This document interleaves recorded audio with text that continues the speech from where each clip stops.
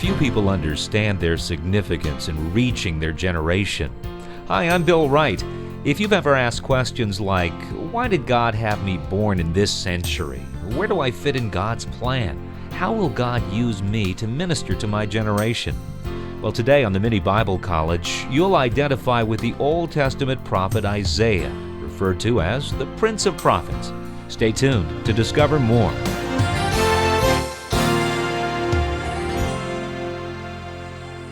Now that we have profiled the prophet for you as an introduction to this largest section of the Scripture, which is called the prophets, it's time for us to come to the first prophet that we take in sequence as we survey the Old Testament prophets. The prophet Isaiah is a good prophet to begin with because he's a definitive prophet.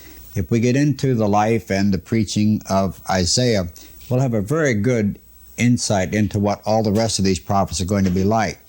He's also a good one to begin with because he is the prophet's prophet. He is quoted more in the New Testament than any other prophet, and he has more messianic prophecies. That is, he prophesies the coming of Jesus Christ more than any other prophet. They say you can reconstruct the life of Jesus Christ just by studying all these prophecies of Isaiah that tell about the coming of Jesus Christ. So, for many reasons, it's good for us to begin with this prophet. Now, Isaiah came from the Jewish nobility.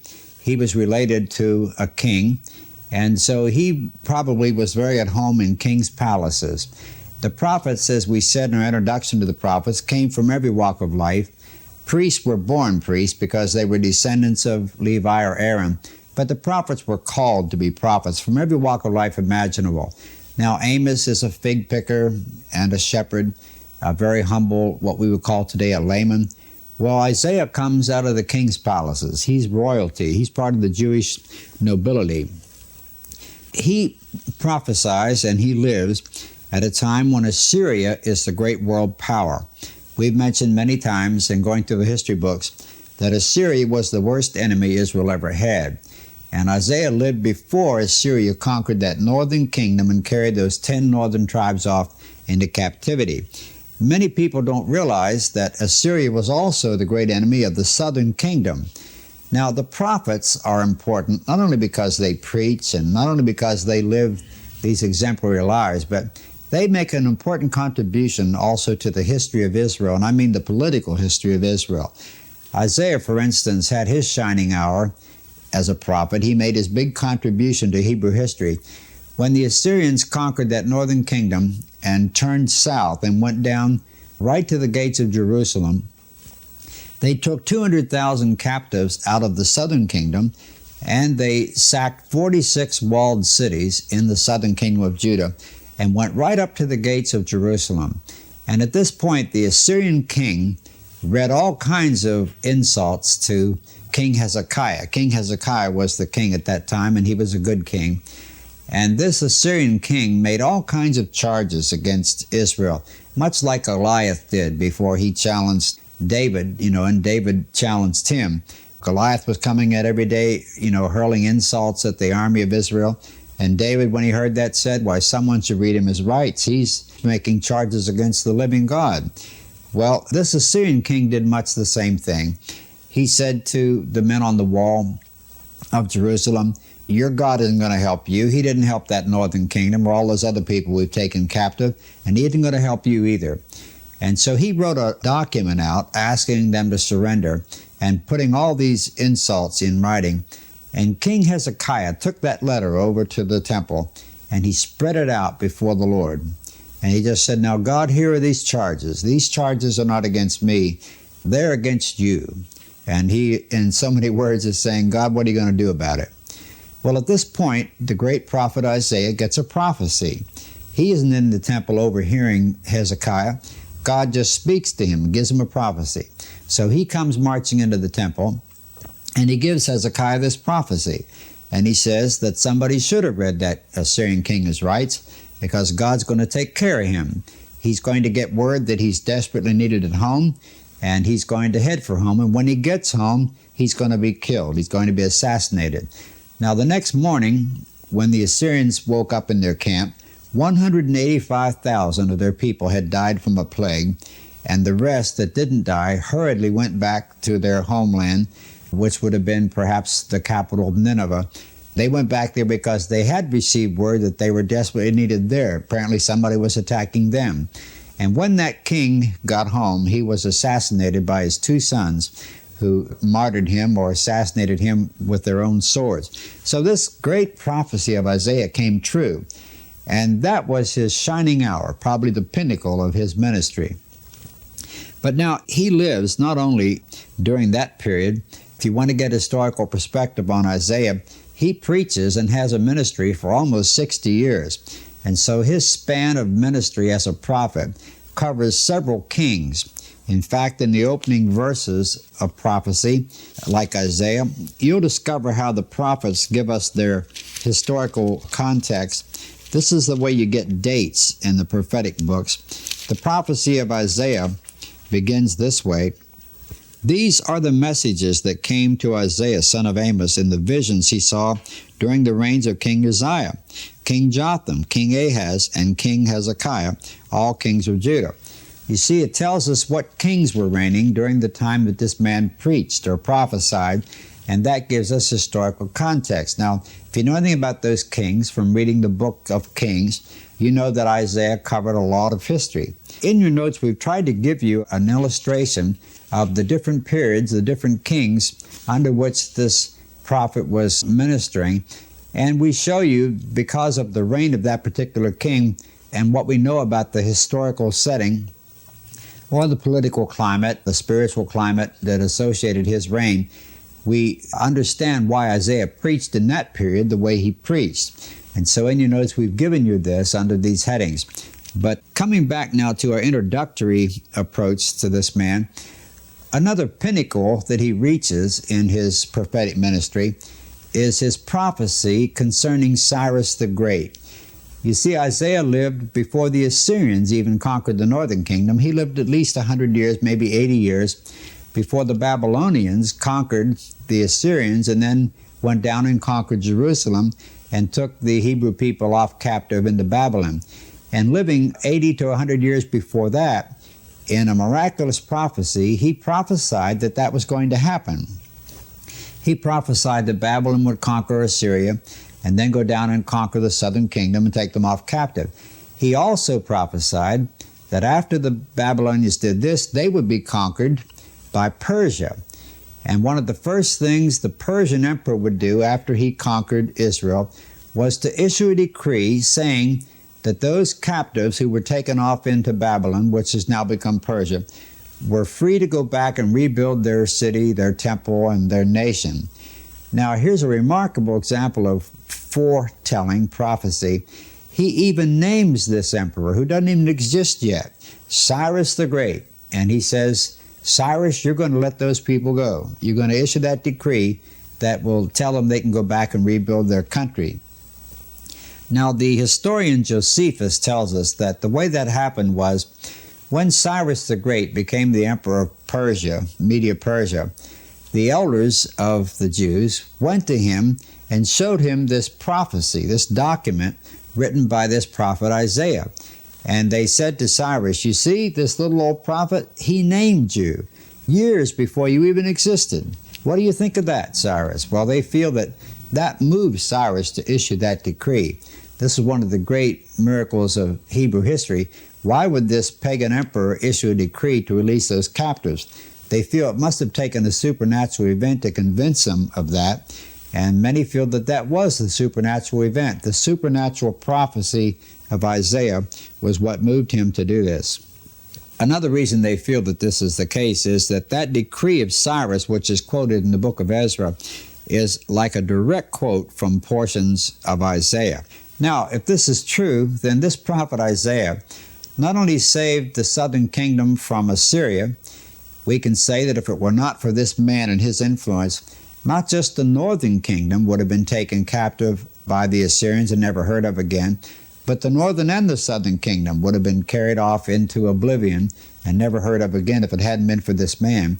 And then, through his supernatural prophecy, even long after he's dead, it's his prophecy that saves the captives there in Babylon from extinction and gives them the opportunity to come back and rebuild the nation and keep this messianic nation of people perpetuating up until the time the Messiah comes. And so you just can't overestimate the importance of this man in terms of his contribution, not only to the prophetic message and the messianic prophecy, but the actual perpetuation of this nation. As the other prophets did, Isaiah speaks out against the wickedness of the kings who were wicked.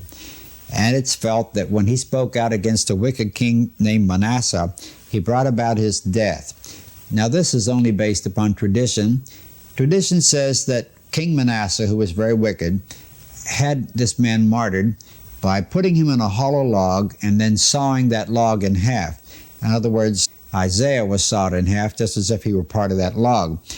In the book of Hebrews in chapter 11, when it talked about the Hebrews of faith from the Old Testament period, it said some were sawn asunder. Well, many people believe that that's a reference to the martyrdom of this great prophet Isaiah.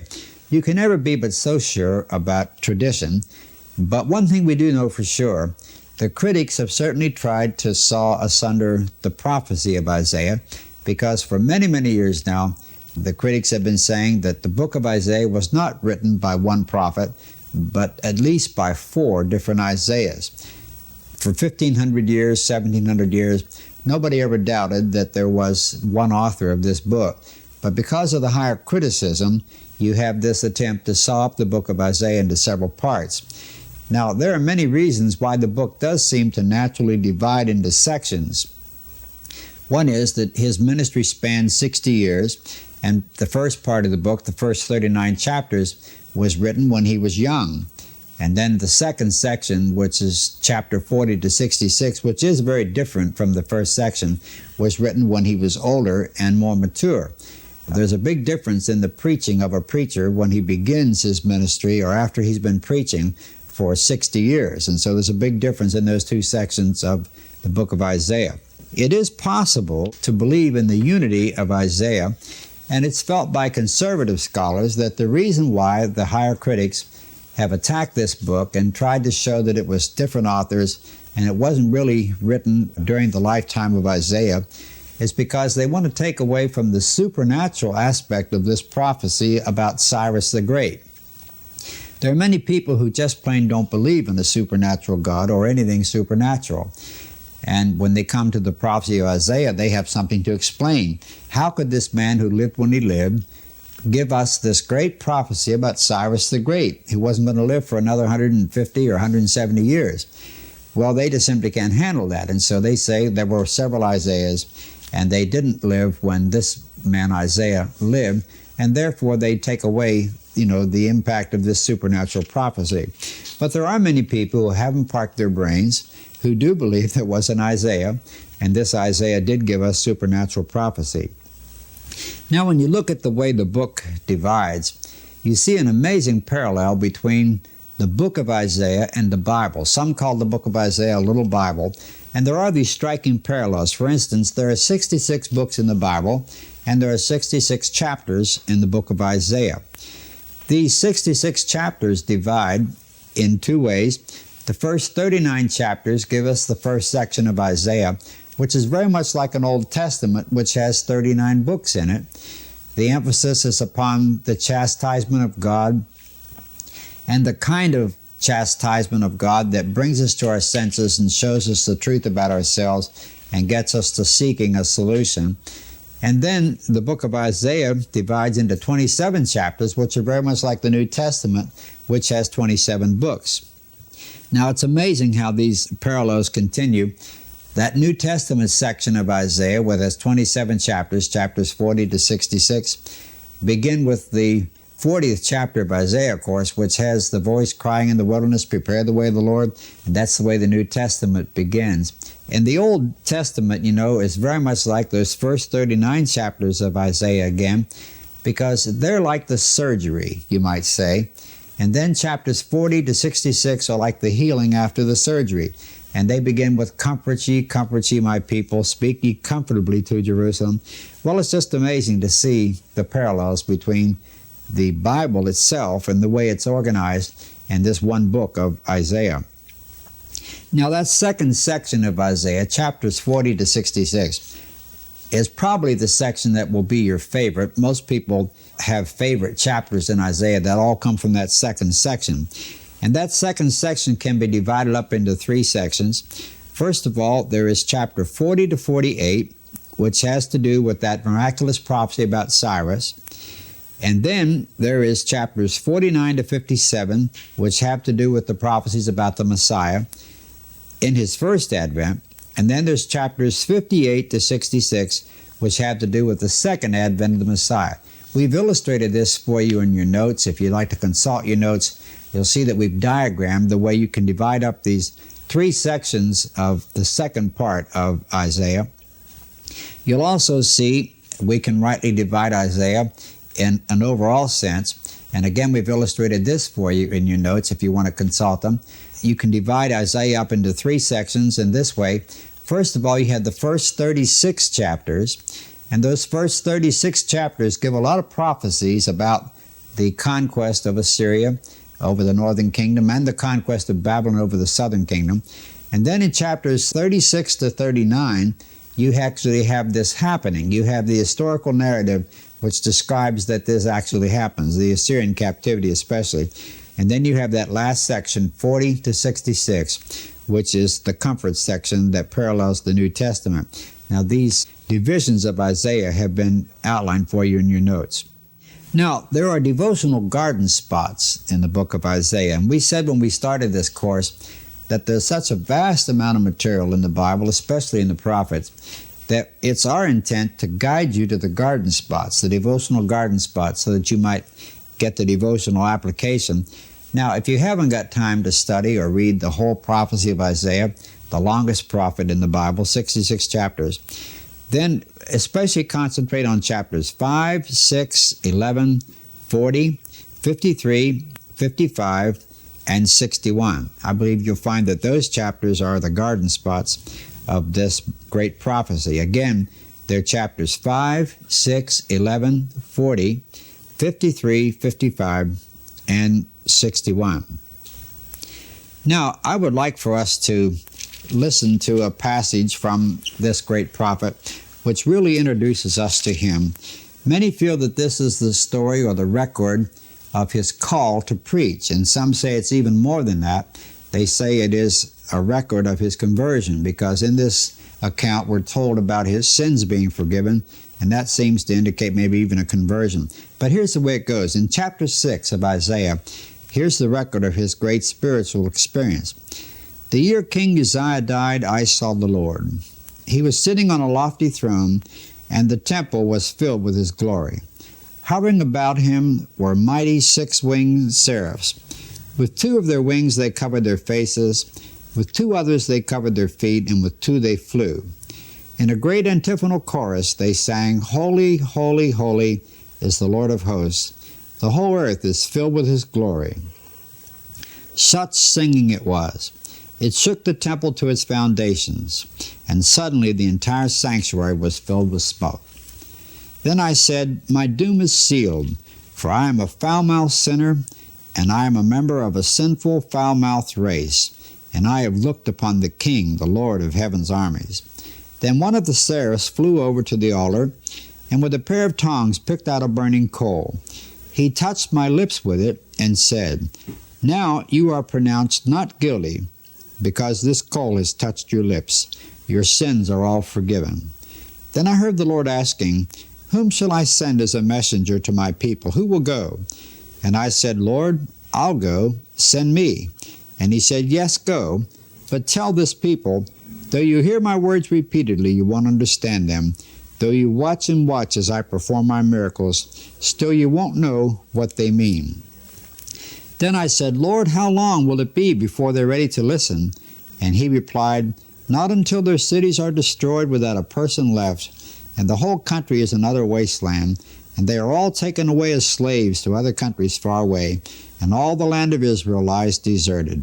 Yet a tenth will remain, a remnant will survive, and though Israel is invaded again and destroyed, yet Israel will be like a tree cut down whose stump lives to grow again. Now, this great account of his calling, we might say, to preach, or even perhaps his conversion, is found in the 6th chapter of Isaiah. Now, in this experience, we're told that Isaiah saw God. He saw the King.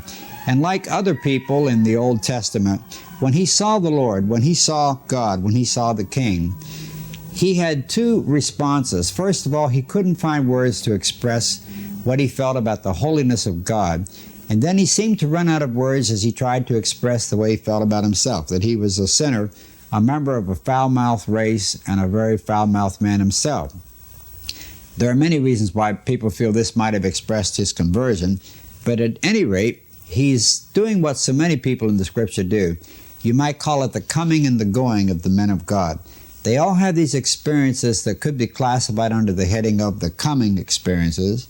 They have a coming to God that's meaningful before they have a going for God that's meaningful. First, they become the great worshipers of God, and then as a result of becoming the great worshipers of God or coming to God, then they have their great going for God, at which time they become the great workers for God. Now, this seems to happen to Isaiah just as it did to Jacob and to Job and to Moses and Paul and many others in the Scripture. Notice that this experience happened to him when Uzziah died. Very often there's a person in our life that we lean upon and we kind of piggyback their faith. They're the person that we really look to. And when God takes them, then there isn't any place to look but to God. Maybe that's the significance of the fact that this happened to him in the year that King Uzziah died. You might summarize this experience in chapter 6 this way. First of all, you have his confession, I am a foul-mouthed sinner. And then you have his cleansing. You are pronounced not guilty, the record said. Then you have his calling. All these men of God who come to God meaningfully, they end up going for God. You might even say that if a person isn't going for God in some sense, you can probably count on the fact that they're not coming either. The honest prophet among the prophets is the prophet Jonah. God tells him to go to the capital of his enemies, Nineveh, and he doesn't want to do that because he hates Ninevites. And he's honest enough to tell God, no, I'm not going. And he says, what's more, I'm not coming either. And so it says he fled from the presence of the Lord because he knew that if he came to God, he'd hear the words from God, now go. Well, this happens to Isaiah. You have his calling, and the calling is, now who will go? And then you have his commitment, Lord, I'll go, send me. And then you have his commission, yes, go, but tell my people this, I'm going to perform miracle after miracle, and yet you're not going to believe. You're not going to understand the words that I preach, and you're not going to understand the miracles that you see, which could be, really the validation of what I'm preaching. Now, this shows us something about this prophet. It's hard enough to be a preacher, but it would be, to me, very, very hard to be a good preacher and not have anybody ever come to hear you. Just imagine not having any hearing at all, and you really are a gifted preacher. Well, Isaiah is the prince of the prophets. He's the greatest of the prophets. He's not only the greatest of the major prophets because his book is the longest, he's the greatest of the prophets because he was probably the best preacher among the whole lot of them. And yet when he's commissioned to preach, when he's called to preach, God says to him, Isaiah, you're not going to have one person who will listen to you. They're not going to understand what you preach. They're not going to do what you say. There are going to be miracles, a whole string of them, but those miracles won't convince them. Now, I think a lot of us living today would have said, well, then why am I going? I mean, I'm going to spend my time and my talent some other way. But he shows his great commitment to God here because he just asked the question, how long? How long do you want me to do that? Now, he did it for 60 years. And so the answer could have been 60 years. But God just says, until their cities are conquered, until they're all taken off as slaves to another land, that's how long. Well, I'm amazed at the consecration of this man and the commitment of this man. And then we might call this his contract with God. And the contract with God is simply until they're all taken away as slaves. So here's one of the greatest preachers who ever preached, and when he's commissioned or called to preach, he's told he won't have a hearing, and he just says, Lord, how long will it be? I think the life and ministry of Isaiah shows us so many things. One thing it shows us when we see his experience of being commissioned to preach is it's not how fruitful we are that matters, it's how faithful we are that matters.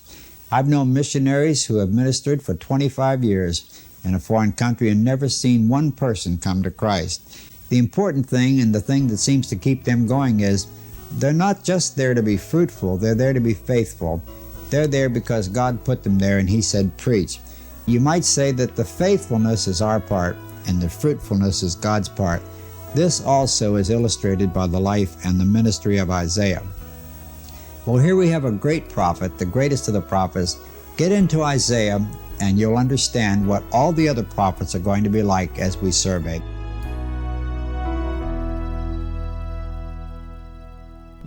I feel like we've enjoyed a full-course meal with that message. You know, the book of Isaiah is it's just so rich in teaching. What a wonderful study. And I so appreciate what Dick pointed out about the man Isaiah, his commitment, his willingness, his sacrifice. Well, that wraps up another day of fine teaching with Pastor Dick Woodward, and I hope you've been blessed by the presence of the Lord today as you've listened. And if you enjoyed today's program, I hope you'll join us again next time as Pastor Dick takes us once again into a new lesson as he continues teaching us through the Bible. Thank you, and may God bless you until we meet again.